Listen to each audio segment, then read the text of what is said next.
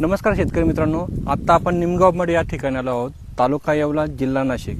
तर या ठिकाणी आता सोमनाथ साईराम लबडे सरांच्या प्लॉटवरती आलो आहे।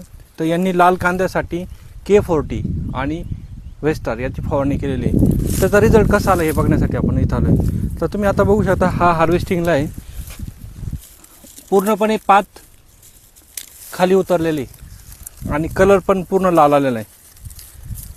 तर हे जे K40 उत्पादन ते काय करतं, वजन वाढवतं, त्याच्यानंतर कांद्याचा लाल कलर वाढवतं। आता ह्या K40 मध्ये काय आहे, K40 आणि वेस्टर ह्या दोन्ही औषधाची इथे फवारणी केलेली आहे शेवटला वजन वाढण्यासाठी।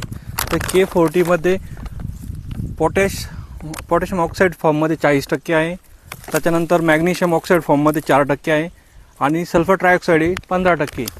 तर हे पोटॅश जे आहे ते पोटॅशमुळे फुगवण होती, कलर वाढतो आणि वजनामध्ये सुद्धा फरक होतो। आता तुम्ही हा कांदा पाहू शकता, कांद्याची साईज देखील चांगली वाढलेली आहे। तर रिझल्ट खूप छान आहे। धन्यवाद।